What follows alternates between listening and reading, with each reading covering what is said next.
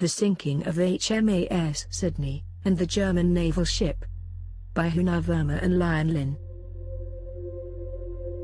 The HMAS, also known as Her Majesty's Australian Ship, was one of the biggest ships of its time, measuring in at 169 meters, weighing 5,400 tons, and carrying 645 men.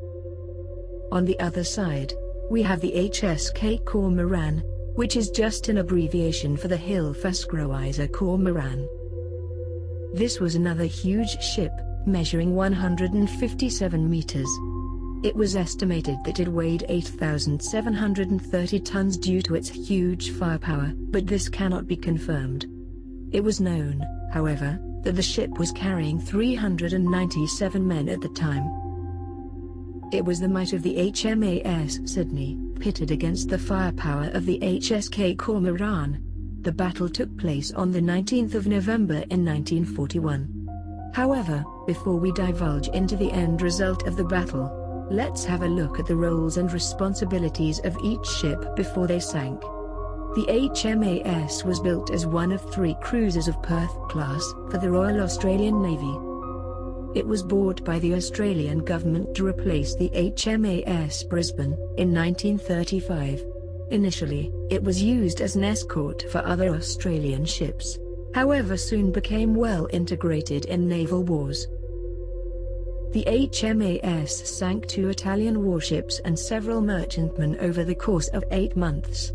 On the 11th of November in 1941, Sydney went to Singapore with the SS Zealandia.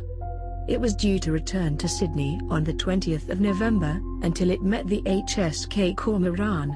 Before encountering the HMAS Sydney, the HSK Kormoran sank 7 merchant ships, and captured an 8th. It then sailed to the Indian Ocean late in April 1941, where it sank a further 3 ships over the course of 6 months. The battle took place 280 kilometers southwest of Perth. The 2 ships 1,300 meters from each other.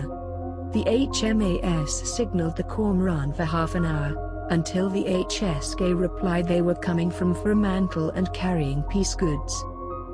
Before they encountered, the HSK was camouflaged as a Dutch ship.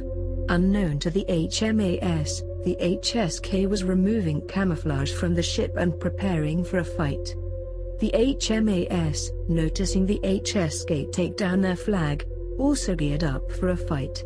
Witnesses agree that the opening shots were fired almost simultaneously. A few well-placed torpedoes from the HSK proved to be invaluable, disallowing the HMAS to use around half of their guns.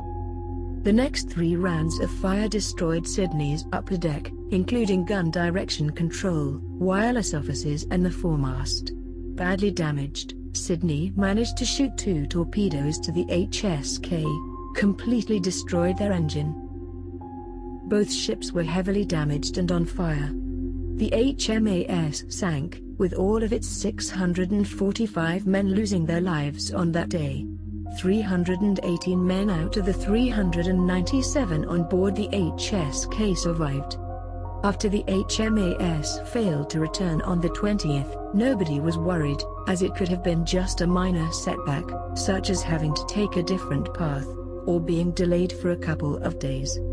However, after 4 days, naval and aerial searches were conducted.